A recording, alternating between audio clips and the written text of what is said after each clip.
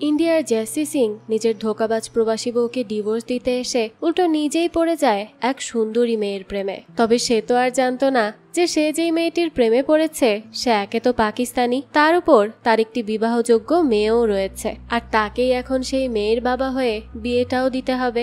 এবার তো সে পড়ে যায় মহা ফাপড়ে, কেননা মেয়েটির হবু শ্বশুর ছিল একেবারে ঘোর পাকিস্তান বিরোধী। এখন জেসি কি করবে, কিভাবে এই সব ঝামেলা সামলাবে, সেটাই দেখবো আজকের গল্প সন অফ সর্দার 2-তে। শুরুতে একটা গ্রামের বিয়ে দেখা যায়, যেখানে আজ জেসি এবং ডিম্পলের বিয়ে হয়েছে। এই গ্রামে জেসি সবার কাছে বেশ পরিচিত, সবাই তাকে অনেক পছন্দও করে। জেসির দিনকাল ভালোই যাচ্ছিল, তবে হায়ার এডুকেশনের জন্য ডিম্পলকে চলে যেতে হয় ইউকেতে। কিন্তু 11 বছর হয়ে গেলেও এখন পর্যন্ত সে ফিরে আসেনি। এরপর দেখা যায় জেসি একটা স্বপ্ন দেখতে দেখতে নিচেই পড়ে যায়, আর তখনই তার ঘুম ভাঙে। জেসি তখন দেখে তার মা তার হাঁটুর ব্যথা নিয়েও উপরে আসছে তাকে চা দিতে। এটা দেখেই জেসি বলতে থাকে, মা, কতবার বলেছি আমি নিচে এসে খেয়ে নেই, না হয় একটা কাজের মেয়ে রাখি, তুমি কেন কষ্ট করে উপরে আসতে যাও? তখন তার মা বলে, যদি মা বেঁচে থাকতে ছেলেকে কাজের মেয়ের রান্না খেতে হয় তাহলে আর কিসের মা হলাম? এরপরই জেসি বলতে থাকে, এবার যদি আমার ভিসা না হয় তাহলে আমি ডিম্পলকে এখানেই ডেকে আনবো, তারপর বউয়ের হাতের রান্নাই খেও। তার মা তখন বলে, উপরওয়ালা আছেন তো, আর তিনি সবার জন্যই ভালো করবেন, তাই তুই এত চিন্তা করিস না তো। তার মা যাওয়ার পরই জেসি একা একা কথা বলতে থাকে। সে উপরওয়ালাকে উদ্দেশ্য করে বলে, মা বলল তুমি নাকি সবার ভালো করো, তাহলে আমার কি ভালো করলে তুমি?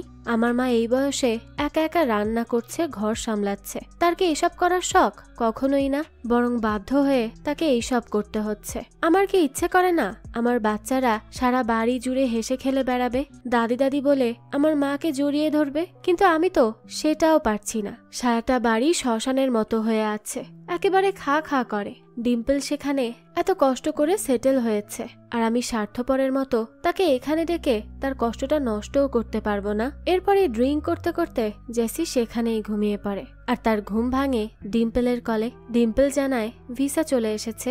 জেসি তো এই কথা শুনে খুবই খুশি হয়ে যায়। কি বলছো? ডিম্পল বলে, বলেছি তোমার ভিসা হয়ে গেছে, এবার আর দেরি করো না, জলদি চলে আসো আমাদের কাছে।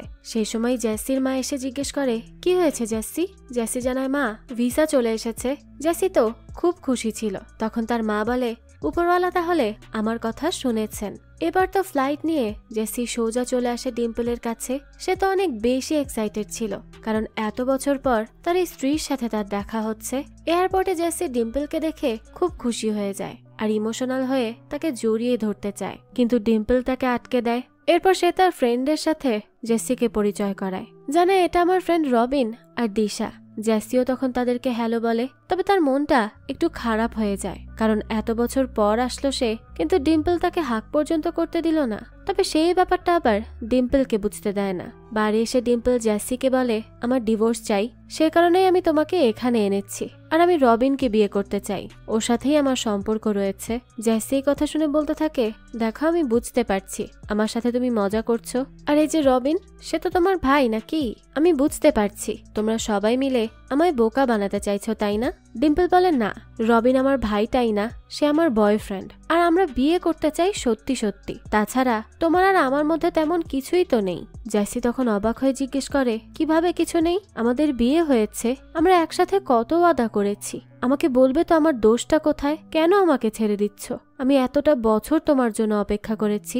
ডিম্পল বলতে থাকে, এত বছর আমি এখানে একা ছিলাম, জানো তো লাইফ কত হার্ড। জেসি বলে, হ্যাঁ, আমিও তো একাই ছিলাম। ডিম্পল বলে, দেখো তুমি মহান, কিন্তু আমি তোমার মতো এত মহান না।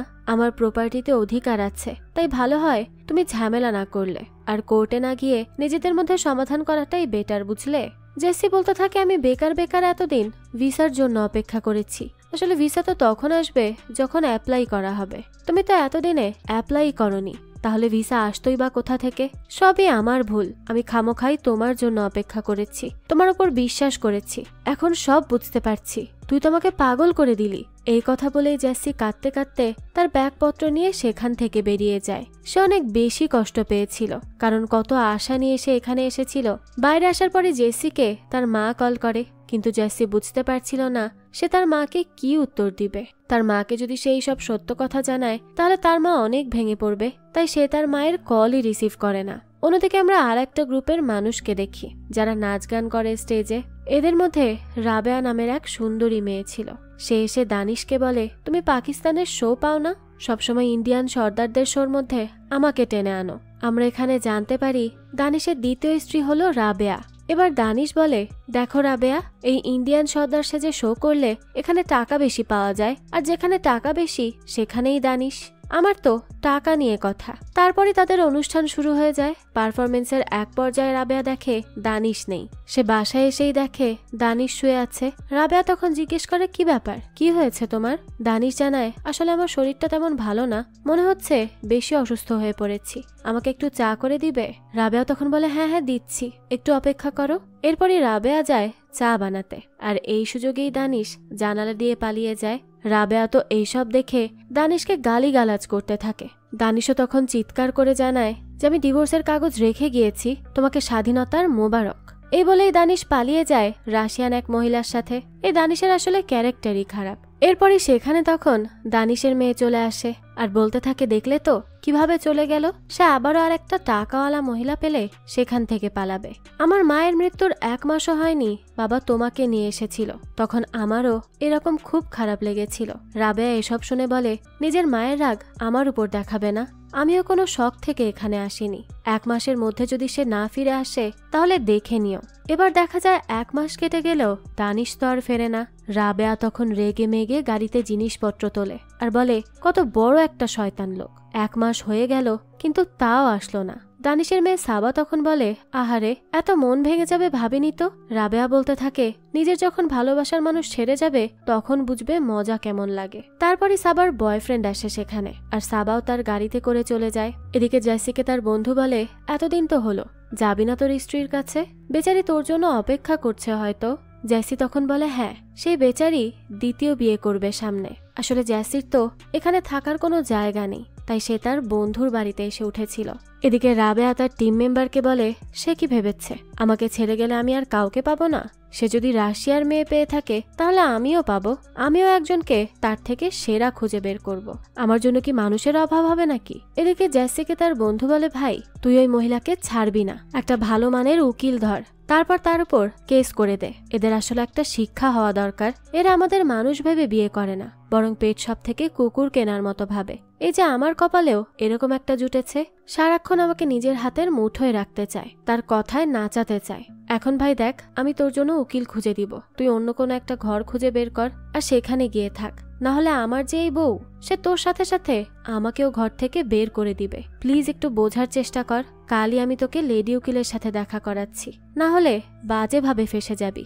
এবার এদিকে রাবেয়াকে তার টিম মেম্বার বলে, আমি কালই তোমার সাথে একটা ছেলের দেখা করাবো, তোমাকে পছন্দ করার ছেলের তো অভাব নেই, তুমি দেখতে শুনতে যথেষ্ট সুন্দরী। পরদিনই জেসি এসে একটা রেস্টুরেন্টে বসে থাকে উকিলের সাথে কথা বলার জন্য। রাবেয়াও সেখানে আসে, আর জেসিকে দেখে সে ভাবে যে এই হয়তোবা তার জন্য অপেক্ষা করছে, আর জেসিও তখন ভাবে রাবেয়াই হয়তো সেই লেডি উকিল। রাবেয়া যেহেতু মুসলমান তাই সে সালাম দেয় জেসিকে। জেসিও তার ধর্ম অনুযায়ী সেটার বিপরীতে বলে। তারপরই তারা একসাথে বসে পড়ে। তখন জেসি জিজ্ঞেস করে, আপনি মুসলমান? রাবেয়া বলে, হ্যাঁ, কেন, সমস্যা আছে কোনো? জেসি বলে, না তো, আমার কি সমস্যা হবে? আচ্ছা, আমি কিন্তু আমার স্ত্রীকে খুব ভালোবাসি, আমি তাকে ডিভোর্স দিতে চাই না। রাবেয়া তখন জিজ্ঞেস করে, আপনি আপনার স্ত্রীকে ভালোবাসেন আবার ডিভোর্স তো দিতে চান না? জেসি বলে, না, চাই না তো। রাবেয়া তখন জিজ্ঞেস করে, তাহলে আমরা কেন এখানে মিট করেছি? জেসি বলে, কেন, দরকারে, আর কি, আমার বন্ধু বলেছে আপনি খুব দামি কিন্তু 1 নাম্বার। রাবেয়া তো এবার উল্টো পাল্টা ভেবে ফেলে আর বলে, এই আমাকে তুমি কি টাইপের মেয়ে ভাবছো? হ্যাঁ, তুমি যা ভাবছো আমি কিন্তু সেরকম মেয়ে মোটেও না, এসব 1 টাইম নিডওয়ালা মেয়ে আমি না, বুঝলে? জেসি তখন বলে, প্রয়োজন তো 1 টাইমেরই হয়, প্লিজ আমার কথা শুনে নিন, আমি ভালো মানুষ, তাই আমি ঘর ভেঙে ফেলার নিয়মে বিশ্বাসী নই, তাই আপনি আমাকে আপনার চার্জ বলুন, আমি যে কোনো শিফটের চার্জ দিতে প্রস্তুত। এবার তো খুব রেগে যায় রাবেয়া, আর সে কাঁটা চামচ দিয়ে আঘাতই করে ফেলে জেসির হাতে, সাথে সাথে রক্ত বেরিয়ে যায়। জেসি তো এটা দেখেই সেখানে বেহুশ হয়ে পড়ে। তখনই সেখানে রাবেয়ার সাথে দেখা করার জন্য সেই ছেলেটা আসে, কিন্তু এইসব দেখে সেও সেখান থেকে পালায়। আর জ্যাসির উকিল এসে বলে আমি ওনার উকিল, ওনার সাথেই দেখা করার ছিল। এবার তো রাবেয়া তার ভুল বুঝতে পারে, আর সে যে জ্যাসির এই খারাপ অবস্থা করেছে তার জন্য তার অনেক বেশি গিল্টি ফিল হচ্ছিল। তাই সে তাকে সাথে নিয়ে তার বাড়ি চলে আসে, এমনকি তাকে তার বাড়িতেই থাকার জন্য ভাড়া দিয়ে দেয়। জ্যাসি তখন বলে আপনাকে অনেক ধন্যবাদ আমায় এভাবে হেল্প করার জন্য। একটু ভুল বোঝাবুঝি হয়েছে, কিন্তু তার জন্য আমি সহজেই ভাড়া বাড়িতে উঠতে পেরেছি, তাই যা হয় ভালোর জন্যই হয়। রাবেয়া তখন বলে ঠিক আছে, আমাকে আর ধন্যবাদ বলতে হবে না, আমি এমনিতেই একজন ভাড়াটিয়া রাখবো ভাবছিলাম। এটা তো ভালো হয়েছে যে আমি খোঁজার আগেই আপনাকে পেয়ে গেছি। এখানে কিছুক্ষণ কথা বলার পরই দেখা যায় জ্যাসির মা কল করে তাকে। জ্যাসি তো বুঝতে পারে না কিভাবে কল রিসিভ করবে আর কি বা কথা বলবে। রাবেয়া তখন জ্যাসির মুখ দেখে জিজ্ঞেস করে কি ব্যাপার, কি হয়েছে, মন খারাপ হয়ে গেছে কেন? জ্যাসি তখন জানায় যে আমার মায়ের সন্দেহ হয়ে গেছে যে আমি আর ডিম্পল একসাথে নেই, কিন্তু যদি এই সন্দেহ সত্যি হয়ে যায় তাহলে তার মনটাই ভেঙে যাবে। এবার রাবেয়া ভিডিও কলে আসে, তবে ফেস মাস্ক লাগিয়ে, আর বলে আরে মা কেমন আছেন, আমি আপনাকে কত মিস করেছি, কিন্তু এই জ্যাসির জন্য কথাই বলতে পারিনি। জ্যাসির মা তখন জিজ্ঞেস করে সে কোথায় এখন, শয়তানটা কি বোঝে না মায়ের মনে কত দুশ্চিন্তা ঘরে, আমি কত চিন্তা করি তোমাদের ভালো থাকা নিয়ে। রাবেয়া বলে মা কান্না করবেন না, জ্যাসি আপনাকে অনেক মিস করে, আর আপনি কবে আসবেন বলুন তো? জ্যাসির মা বলে আমি আসবো, আগে তুমি আসো তারপর। এবার রাতের বেলা জেসি ঘুম থেকে উঠে আগুন আগুন বলে চিৎকার করতে থাকে। বাইরে আগুন জ্বলছে এই কথা সে বাড়ির সবাইকে ডেকে বলে, কিন্তু এটা আসলে সাবার বয়ফ্রেন্ড গগির কাজ ছিল। সে সাবাকে প্রপোজ করছিল। সাবা তো নিচে এসে দেখে গগি তো আগুন জ্বালিয়ে তাকে বিয়ের জন্য প্রপোজ করেছে। সাবা তো এটা দেখে খুব খুশি হয়ে যায় আর এক কথাতেই রাজি হয়ে যায়। গগি বলে এটা তো প্রপোজ ছিল, আসল কাজ তো এখনো বাকি, বাবার থেকে অনুমতি নিতে হবে। সাবা তখন বলে বাবা কেন লাগবে, বিয়ে আমরা করব, আমাদের অনুমতি থাকলেই তো হয়, বাবাকে সবকিছুতে টানবে না। গগি বলে বাবাকে না জানিয়ে কিভাবে করি বলো তো সবকিছু? ঠিক আছে, আমি শুধু বাবাকে একবার বলবো, বাকি বাবা হ্যাঁ বলুক বা না বলুক আমার কিচ্ছু যায় আসে না। সাবাও এই কথাতে খুশি হয়ে যায় আর তাকে বাই বলে বিদায় করে। এদিকে আগুন আগুন বলে জ্যাসি তো পাগল হয়ে যায়। সে কোথাও পানি না পেয়ে বোতল নিচে ফেলে দেয়, কিন্তু হয়ে যায় এক বড় ব্লাস্ট, কারণ সেই বোতলে ছিল বারবিকিউয়ের ফুয়েল। অন্যদিকে গগির বাবা রাজাকে দেখা যায়। রাজা বেশ বড় লোক, কারণ তার একটা অনেক বড় ভেড়ার ফার্ম আছে। সেখানে দেখাশোনা করে টনি আর কিছু লোকেরা, কিন্তু ভেড়ার ঠিকঠাক খেয়াল রাখতে টনি বারবারই ব্যর্থ হয়। তখন রাজা এসে বলে এই যে এত টাকা পয়সা বাড়ি গাড়ি কিচ্ছু থাকবে না যদি এই ভেড়া না থাকে, তাই এদের ঠিকঠাক ভাবে যত্ন করা শেখো বুঝলে? টনি বলে হ্যাঁ হ্যাঁ, আমি পরের বার থেকে মাথায় রাখবো। তখনই রাজাকে কল করে একজন মহিলা আর জানায় গগির বিয়ের জন্য মেয়ে লাগবে। রাজা বলে মেয়ে লাগবে তো আমি কি করব, মেয়ে তো গগিকেই খুঁজতে হবে, সেই বের করে আনবে, তারপর আমরা দেখব কি ভালো কি খারাপ। টনি বলে আরে আমি খুঁজে আনি, কত রাশিয়ান থাইল্যান্ডের মেয়ে আছে, কাকে চাই শুধু বলুন। রাজা এই কথা শুনে বলে এই শোনো, বাড়ির জন্য বউ চাই, কোনো নর্তকী চাই না, বুঝলে? রাজার এই কথায় স্পষ্ট যে সে কোনো ডান্সারকে তার ছেলের বউ তো কখনোই করবে না। তবে সাবা তো একজন ডান্সার, তাই হয়তোবা সাবা বারবার গগিকে নিষেধ করছিল রাজাকে তাদের ব্যাপারে না বলতে, কিন্তু তারপরও গগি এসে তার ফ্যামিলিতে সাবার ব্যাপারে জানায়। রাজা বলে কি বললে, তোমাকে এত টাকা খরচ করে পড়াশোনা করিয়েছে কি প্রেম করার জন্য? তার চাচারা তো তাকে গুলি করে দিতে চায়। রাজা তখন বলে হ্যাঁ মেরে দে গুলি, বংশের একটাই ছেলে আছে, তাকে মেরে বংশ সামনে এগিয়ে নেওয়ার রাস্তাও বন্ধ করে দে।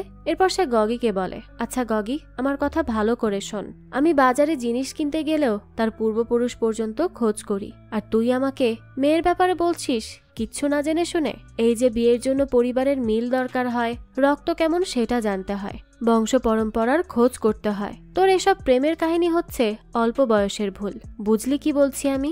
আচ্ছা তুই জানিস তোর জন্মের সময় ডাক্তার বলেছিল যে তুই নাকি বাঁচবি না, কিন্তু যখন তোর জন্ম হলো তখন তুই 9 মাসের বাচ্চার মতো মোটা তাজা ছিলি, কেন জানিস? কারণ আমি তোর বাবা, তাই ফ্যামিলি ম্যাটার করে, তাই ওই মেয়ের ফ্যামিলিকে আমার সাথে দেখা করাতে হবে, তারপর বিয়ের কথা হবে, তার আগে কিচ্ছু না। এবার গগি সাবাকে কল করে আর বলে প্লিজ তোমার বাবার সাথে দেখা করিয়ে দাও। সাবা বলে আমি বলেছি তো আমাদের পালিয়ে বিয়ে করতে হবে, বাবা এসব কখনো মানবে না। গগি বলে প্লিজ একটু বোঝার চেষ্টা করো, আমার বাবা ফ্যামিলি ছাড়া রাজি হবেন না।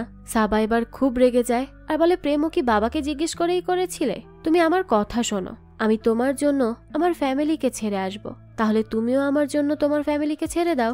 আমার জন্য এতটুক করো প্লিজ। আর যত প্রপার্টি পাবে তা দিয়ে তো আমাদের লাইফ কেটেই যাবে। কিন্তু তাও গগি বলে, আরে বোঝার চেষ্টা করো, আমার বাবা চাচাদের জন্য ফ্যামিলি অনেক বেশি ইম্পর্ট্যান্ট। ফ্যামিলি ছাড়া তারা বিয়েই করতে দিবে না। সাবা এবার খুব রেগে যায় আর বলে, তাহলে তুই আমার সাথে আর কথাই বলিস না, তুই তোর বাবার সাথেই থাক। এই বলেই সে কল কেটে দেয়। সাবা তো কষ্টের চোটে কান্না করছিল। তখনই রাবেয়া বলে, কি হয়েছে, কাঁদছো কেন? আমরা আছি তো, তোমার একটা ব্যবস্থা করে নিব। সাবা তখন জিজ্ঞেস করে, ব্যবস্থা কি করবে? তারা সর্দার ফ্যামিলির আর আমরা পাকিস্তানের। কে বিয়ে করবে জানলে? গগির বাবা পাকিস্তানিদের পছন্দই করে না, বিয়ে তো দূরের কথা। রাবেয়া তখন বলে, আচ্ছা আমরা কোথাকার সেটা কি আমাদের মুখে লেখা আছে? আমরা এক কাজ করব, শোনো, অভিনয় করব সর্দার ফ্যামিলির, কি বলো? এবার শুধু বাবা হিসেবে একজনকে বানিয়ে নিতে হবে, তাহলেই হলো। তখনই তো তারা জ্যাসির পেছনে পড়ে, কারণ জ্যাসিই তো একজন সর্দার। তবে জ্যাসি তাদেরকে বারবার না করতে থাকে আর বলে, প্লিজ আমাকে ছেড়ে দাও, এইসব আমার দ্বারা করা মোটেও সম্ভব না। আমার মায়ের কাছে আমি ফিরতে পারবো না বলেই এখানে আছি, নাহলে কবেই চলে যেতাম। তাই প্লিজ আমাকে আর বিপদে ফেলো না, একটু বোঝার চেষ্টা করো। তারপরেও তারা তাকে কোনোভাবে রাজি করিয়ে ফেলে গগির সাথে কলে কথা বলার জন্য। আসলে গগি নিজেও জানতো না যে সাবারা পাকিস্তানি। এবার একটা বোর্ডে তারা লিখে দেয় যে জ্যাসিকে কি কি বলতে হবে। জ্যাসিও তখন গগিকে কল করে আর বলে, আমি মেয়ের বাবা আর আমি লাভ ম্যারেজের বিপক্ষে। যদি বিয়ে করার হয় তাহলে পালিয়ে বিয়ে করো, আর না হলে আমার সামনে আসলে কিন্তু গুলি করে দিব। এই বলেই কল রেখে দেয় জ্যাসি। গগি তখন সাবাকে কল করে বলে, তুমি আমাকে বললে না যে তোমার বাবাও একজন সর্দার? আমার বাবা এটা জানলে তো খুব খুশি হয়ে যাবেন। সাবা বলে, আমার বাবা কিন্তু একজন আর্মিও, দেখলে না কি বললো? বলেছে তোমাকে সামনে পেলে গুলি মেরে দিবে। তাই আমি বলেছি আমাদেরকে পালিয়েই বিয়ে করতে হবে। আমি এসব বাবাকে তোমার জন্য 1000 বার ছাড়তে পারি, কারণ আমি তোমাকে ভালোবাসি, বুঝলে? এবার রাজি হয়ে যাও পালানোর জন্য প্লিজ। এই বলে সাবাও কল রেখে দেয়। গগি এসে রাজাকে বলে তার গার্লফ্রেন্ডের বাবা একজন আর্মি, তাই সে আসবে না। রাজা তখন বলে, এটা তো ভালো কথা, তাহলে আমরাই চলে যাব তাদের বাড়ি। গগি বলে, সত্যি? রাজা বলে, হ্যাঁ সত্যি, আমি গিয়ে ওনার কাছে ওনার মেয়ের বিয়ের প্রস্তাব দিব। এই ব্যাপারে তখন গগির চাচা টিটু আর টনিও একমত হয়। এবার সাবার বাবা তো জ্যাসিকেই সাজতে হয়। তবে জ্যাসিকে রাজি করাতে রাবেয়া অনেক রান্না বান্না করে আর তাকে বলে, খাওয়া দাওয়া করে নাও, তারপর আমাদেরকে প্র্যাকটিসও তো করতে হবে। জ্যাসি তখন জিজ্ঞেস করে, কিসের জন্য? রাবেয়া বলে, আবার কিসের জন্য? সাবার বাবা হওয়ার জন্য। জ্যাসি তো এই কথা শুনে এক কথাতেই মানা করে দেয় আর সেখান থেকে উঠে চলে যায়।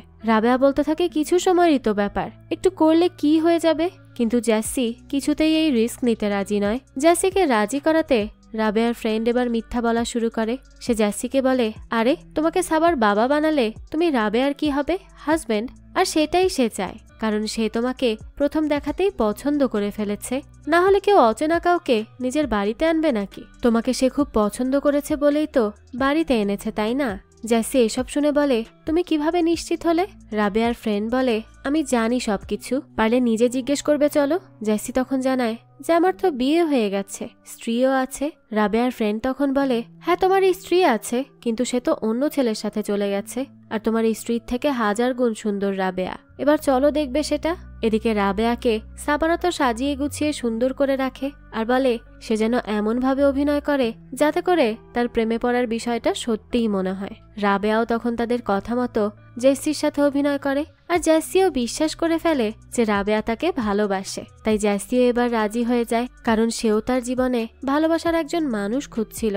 এবার এই রাবেয়াকে পেয়ে তো সে আবারও স্বপ্ন দেখা শুরু করে। জ্যাসি এবার রাজি হয়ে যায় তাদের কথা মতোই সাবার বাবা সাজার জন্য। পরদিনই চলে আসে গগির ফ্যামিলি। তারা তো পুরো দলবল নিয়ে, বন্দুক নিয়ে, সাথে মিষ্টি নিয়ে হাজির হয়।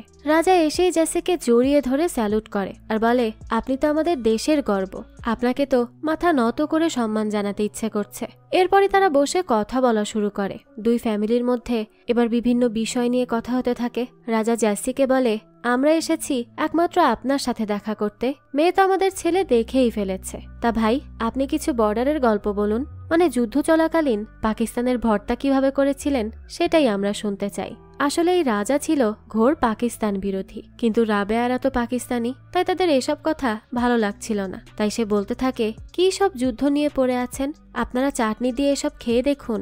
রাজা বলে, না না বেআইন, যে মজা পাকিস্তানের চাটনি করাতে রয়েছে সে মজা কি অন্য কিছুতে পাওয়া যায়? ভাই আপনি প্লিজ বলুন তো কিভাবে পাকিস্তানিদের চাটনি করেছিলেন। এবার জাসি শুরু করে বিভিন্ন মুভির ডায়লগ বলা, যে মুভিগুলো বানানো হয়েছিল যুদ্ধকে ঘিরে। টিটু আর টনি তখন বলে, কি ব্যাপার, আপনি তো দেখছি সিনেমার লাইন বলছেন, আমরা গল্প শুনতে চাইছি, সত্যিকারের গল্প। রাজা বলে, আরে বোকার দল, তোমরা জানো না সিনেমা তো বাস্তব থেকে ইন্সপায়ার্ড হয়েই তৈরি করা হয়, তাহলে হতে পারে এই মুভিগুলো বেয়ানের লাইফ থেকে ইন্সপায়ার্ড। খুব ভালো হয়েছে, এরপর বলুন তো।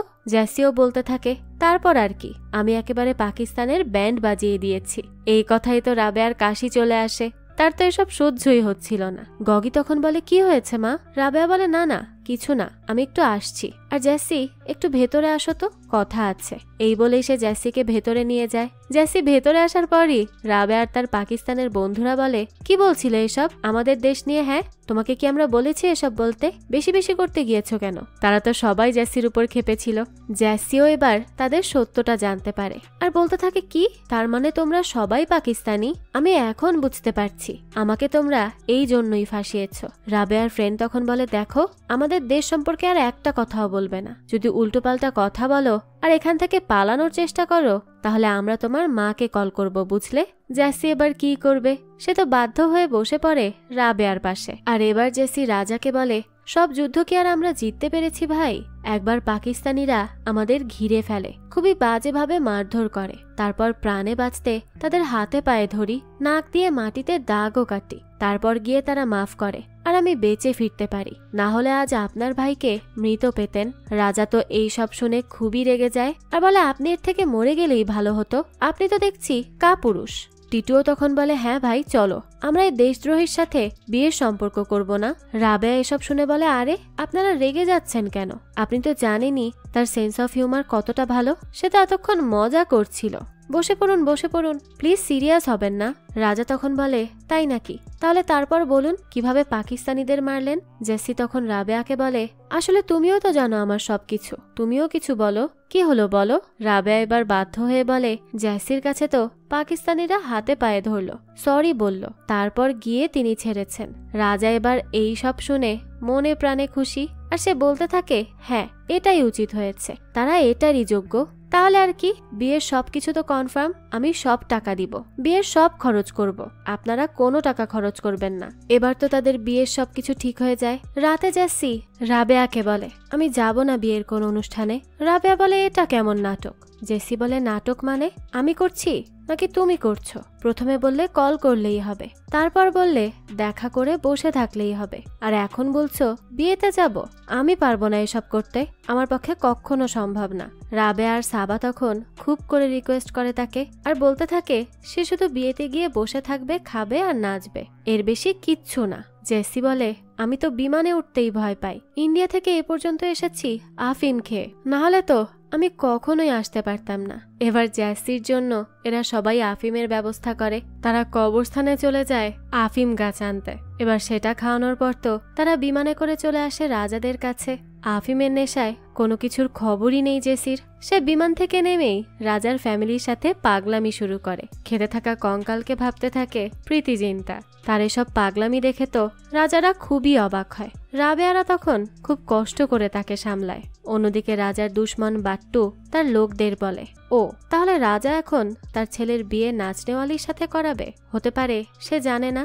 এবার তো হবে আসল মজা, আমার প্রতিশোধ নেওয়ার সময় এসে পড়েছে। এই বাট্টু কেন রাজাদের পেছনে পড়ে আছে আর সে কোন প্রতিশোধের কথা বলছে তা তো আমরা পরবর্তীতেই জানতে পারবো। আর এই বাট্টু খুব ভালো করেই জানতো যে রাবেয়ারা নাচ গান করে বেড়ায়। অন্যদিকে রাজা খাবার টেবিলে বসে তার ব্যাপারে বলে, তার ফ্যামিলির ব্যাপারে বলে যে তারা আসলে কতটা ভয়ঙ্কর হতে পারে মিথ্যাবাদীদের সাথে। মিথ্যা কথা সে একেবারেই সহ্য করতে পারে না। এমনকি খেতে থাকা ওই যে কঙ্কালটা, সেটাও একটা মানুষেরই কঙ্কাল, তাকে মেরে ক্ষেতের মধ্যেই টানিয়ে রাখা হয়েছে। এই সব কথা শুনে তো রাবেয়ারা বেশ ঘাবড়ে যায়। এখানে আমরা আরো জানতে পারি যে এরা বাইরে থেকে ভদ্র দেখতে লাগলেও আসলে তারা হচ্ছে মাফিয়া। তাই তাদের সাথে যারা বিশ্বাসঘাতকতা করবে তাদের মেরে কঙ্কাল বানিয়ে ক্ষেতের মধ্যে কাকতাড়ুয়া করে রাখবে।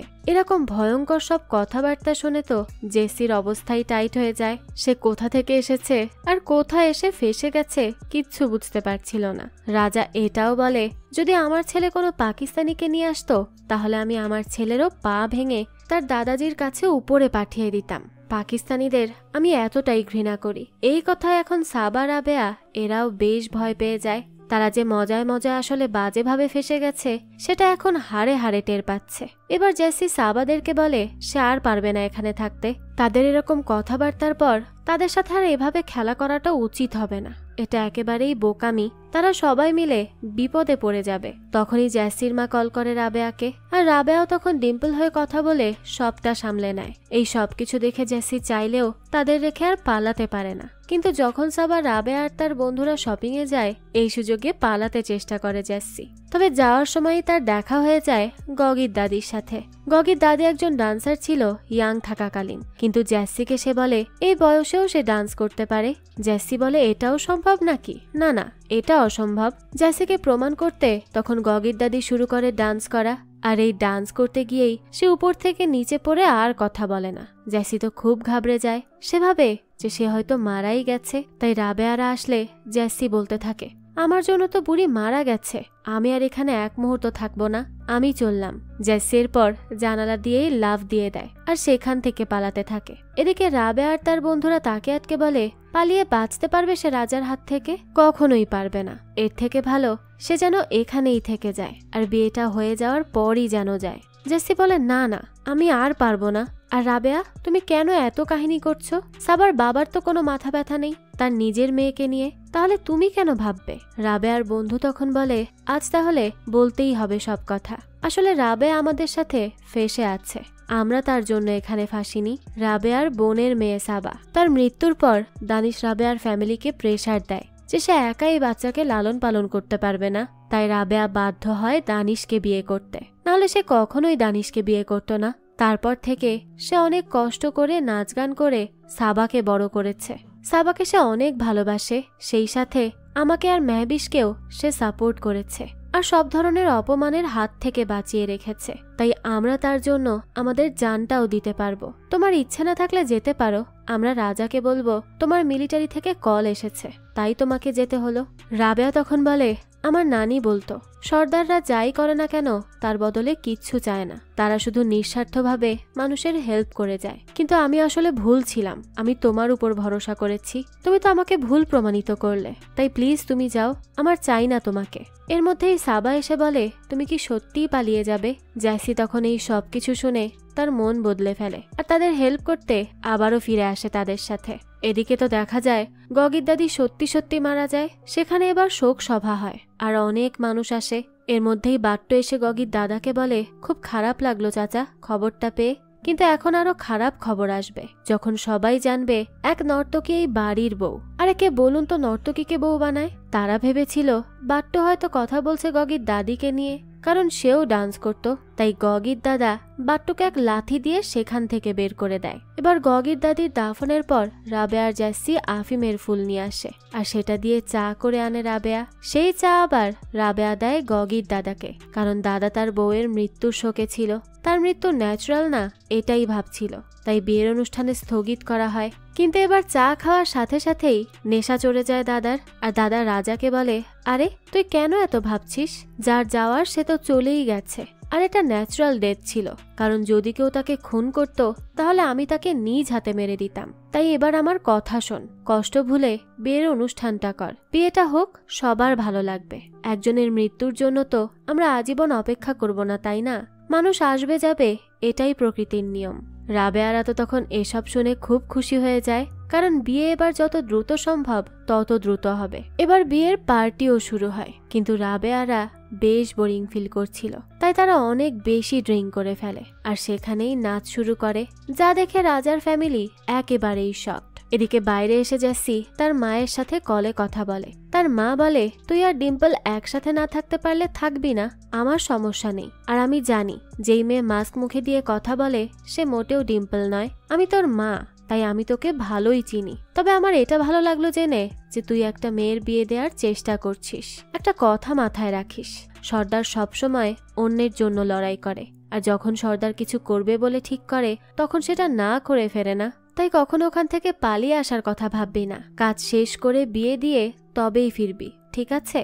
জেসিও তো তখন খুব খুশি হয়ে যায়। তার মায়ের সাপোর্ট পেয়ে তার অনেক ভালো লাগে। তাই সে বলতে থাকে, ঠিক আছে মা, আমার সব মনে থাকবে। এদিকে টিটু চেঁচিয়ে বলে, আমি আগেই সন্দেহ করেছি, কিছু তো গোলমাল আছে এই ফ্যামিলিতে। রাজাও বলে, ঠিক।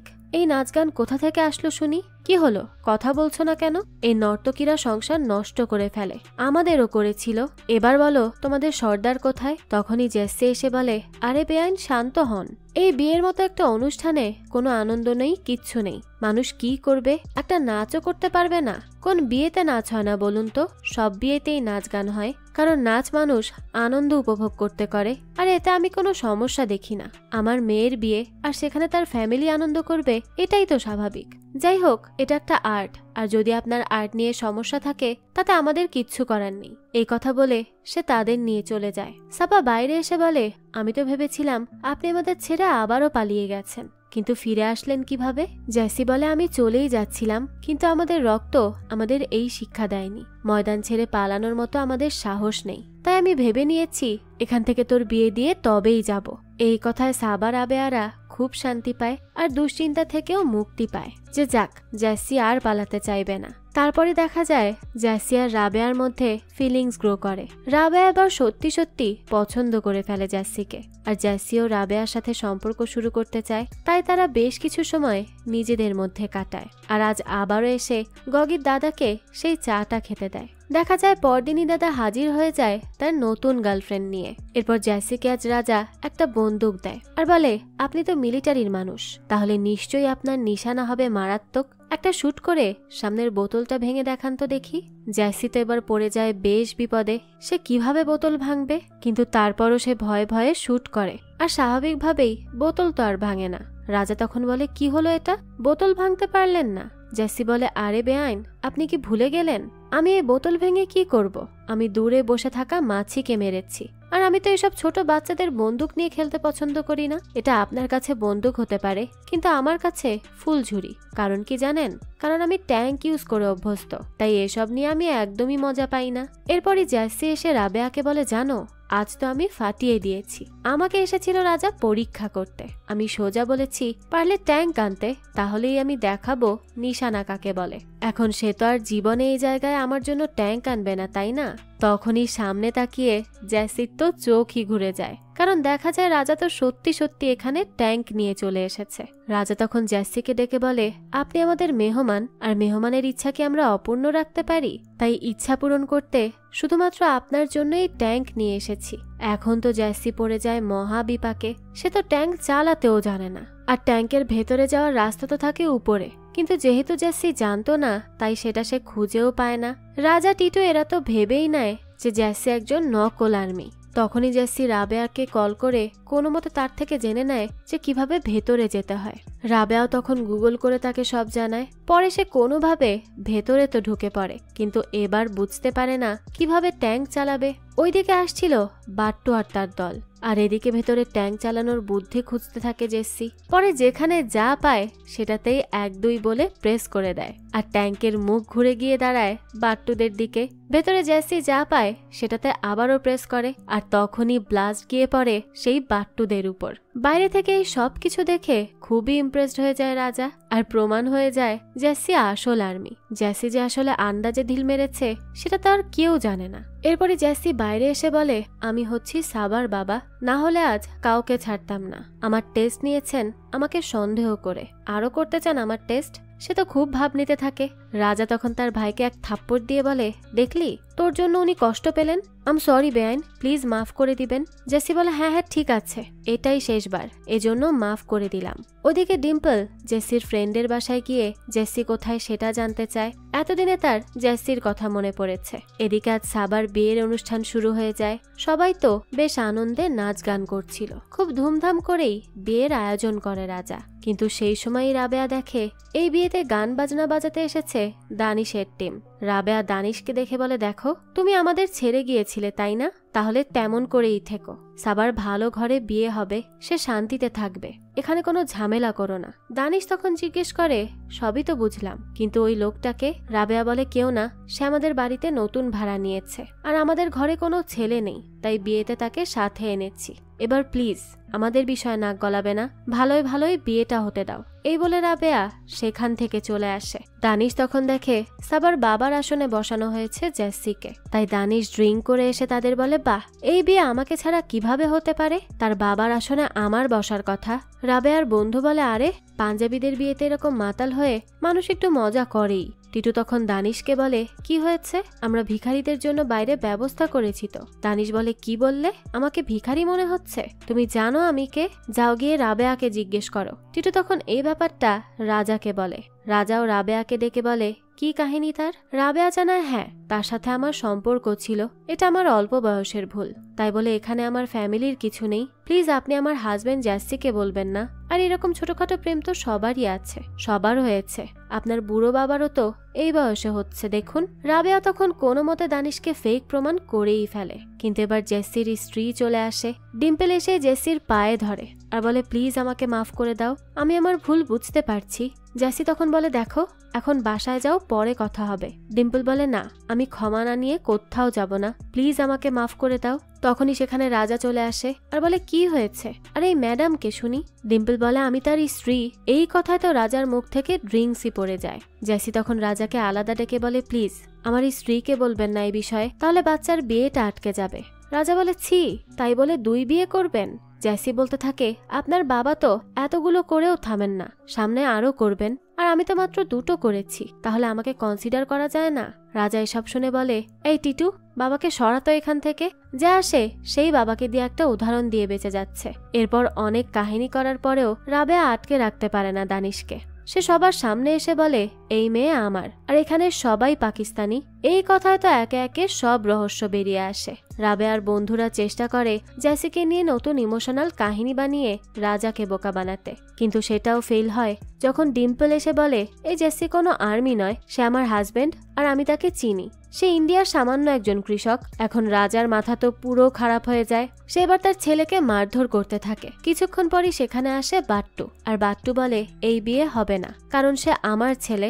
রাজার মাথায় তো এবার আকাশ ভেঙে পড়ে।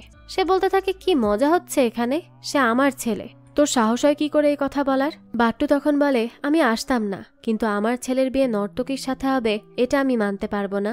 রাজা তখন তার স্ত্রীকে জিজ্ঞেস করে যে এসব কি? তখন তার স্ত্রী জানায় এটা তার বিয়ের আগের ভুল ছিল, কিন্তু গগি তারই ছেলে, রক্ত শুধুমাত্র বাট্টুর। এই কথায় তো রাজা এখন আরো পাগল হয়ে যায়। সে প্রচুর চেঁচামেচি করে। আসলে বাট্টু তো আগে থেকেই রাজাকে পছন্দ করতো না, তার উপর তাদের মধ্যে এই কাহিনী ছিল। এজন্যই বাট্টু তার পেছনে লেগেছিল, তাকে কিভাবে ছোট করা যায় সেই ধান্দায় ছিল। কিন্তু এর মধ্যেই সেখানে গগি চলে আসে আর রাজাকে বলে, বাবা, আমার জন্য তুমিই আমার বাবা, তাই তুমি যা চাইবে তাই হবে। তুমি যদি বলো বিয়ে হবে তাহলে হবে, আর না বললে আমি করব না, আমি তোমার কথায় সব করব। রাজার স্ত্রী তখন বলে, আমিও তাই করব, তুমি যা বলবে সব করব, আমাকে মাফ করে দিও। জেসিও তখন বোঝায় যে তুই ভালোবাসার মানুষের মধ্যে আমাদের কারোরই আসা উচিত হবে না, এই বাচ্চা দুটোর বিয়ে দিয়ে দেওয়া উচিত, তারা সুখে থাকবে। সাবা এসে তখন রাজাকে বলে, আমার মা বাবা এখন এরাই, তাই আমি বলছি আমি নাচ করলেও খারাপ কাজ কখনো করিনি, প্লিজ আমাদের মাফ করে দিন আমাদের মিথ্যা বলার জন্য। রাজাও তখন সবকিছু মেনে নেয় আর সাবাকে জড়িয়ে ধরে বিয়ের জন্য হ্যাঁ বলে দেয়। বাট্টুকেও বিয়ে দেখতে বলে, যেহেতু গগি তার ছেলে আর জেসিকে রাজা বলে, এবার আপনিও বেছে নিন কার সাথে থাকবেন। তখন ডিম্পলের উপর একটা ঝাড়বাতি ভেঙে পড়ে, তাই জেসি তাকে কোলে নিয়ে হসপিটালে চলে যায়। রাবেয়া তখন ভাবে জেসি ডিম্পলকে চুজ করেছে, তাই সে খুব কান্না করে, কিন্তু জেসিকে আটকায় না। কিছুদিন পরই জেসি আসে রাবেয়ার বাড়িতে। রাবেয়া তো খুব রেগে আছে তার উপর। তখন জেসি বলে, তার অ্যাক্সিডেন্ট হয়েছিল, তাই আমি তাকে হসপিটালে নিয়ে গিয়েছিলাম। এটা একজন নাগরিকের দায়িত্ব, তার বেশি কোনো সম্পর্কই আমার তার সাথে নেই, আর আমি তোমাকেই ভালোবাসি। এসব শুনে রাবেয়াও তো খুব খুশি হয়ে যায়, আর অবশেষে তাদের দুজনের মিলও হয়ে যায়। এরই সাথে এই গল্পটারও এখানেই হ্যাপি এন্ডিং হয়। এই তো ছিল আজকের গল্প। এই গল্পটা আপনাদের কাছে কেমন লেগেছে সেটা অবশ্যই আমাদেরকে কমেন্ট করে জানাবেন। যদি এতটুকু ভালো লেগে থাকে তাহলে একটি লাইক দিয়ে যাবেন। আর হ্যাঁ, আমাদের এই চ্যানেলে কিন্তু প্রতিনিয়তই নতুন নতুন ভিডিও আপলোড করা হয়। সেই সব ভিডিওর আপডেট পেতে আমাদের চ্যানেলটিকে সাবস্ক্রাইব করে বেল আইকনে অল দিয়ে রাখতে কিন্তু ভুলবেন না। আর একটা কথা, আমাদের সকল ভিডিওর আপডেট পেতে জয়েন করতে পারেন আমাদের হোয়াটসঅ্যাপ চ্যানেলে, লিংক ডেসক্রিপশন বক্সেই দেওয়া আছে। আজকে তাহলে এই পর্যন্তই, আবারও হাজির হব নতুন কোনো ভিডিও নিয়ে। সেই পর্যন্ত সবাই ভালো থাকবেন আর আমাদের চ্যানেলের সাথেই থাকবেন। ধন্যবাদ।